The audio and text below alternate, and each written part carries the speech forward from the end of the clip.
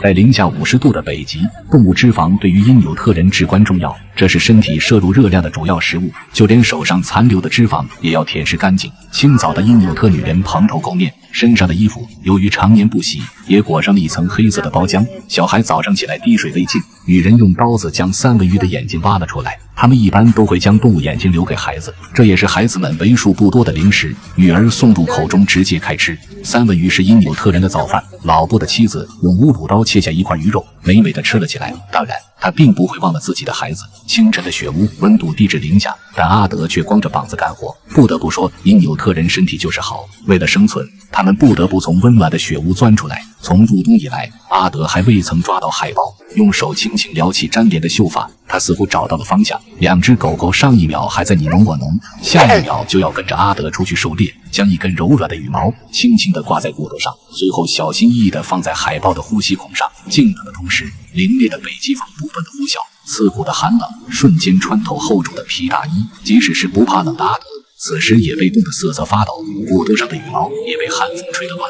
出于无奈，阿德将妻子缝制的小罩子扣了上去，希望这样能符合一些寒风。又在雪地里守了1个小时后，显然这样的办法还是行不通。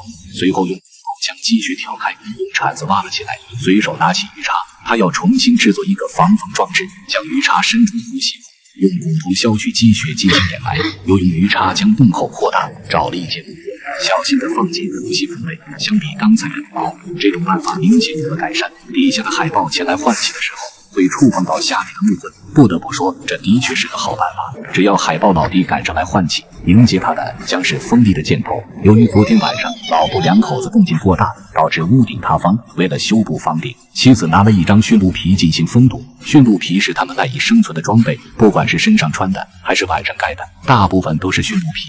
铺在上面之后，又用骨头进行固定。阿德这边已有猎物上钩，突如其来的狗屎运乐得阿德合不拢嘴。这只海豹不仅会让家人填饱肚子，也是作为一名猎人至高无上的荣誉。随后驾驶雪橇返回营地，小孩们看到海豹立马跑了过来，这让阿德倍感荣誉。随后将海豹划开一道口子放血，血液中丰富的蛋白质自然也是不会浪费的，它会让狗狗美美的喝个够。残留的血迹阿德也要舔舐干净。狗狗喝饱之后还不忘擦擦嘴。随后妻子将海豹拖进了雪屋，他要趁着海豹还未冻僵尽快分解，厚重的皮毛切割起来异常吃力。海豹皮可以做成靴子用来御寒，海豹肉则是优质的蛋白质来源，肉质中含有高量的维生素。北极无法种植蔬菜，海豹肉也完美地补充了这一缺口，从而让它们保持营养均衡。猎人们累了一天回到营地，阿德向大家吹嘘着今天的战绩，女人则负责炖制海豹肉。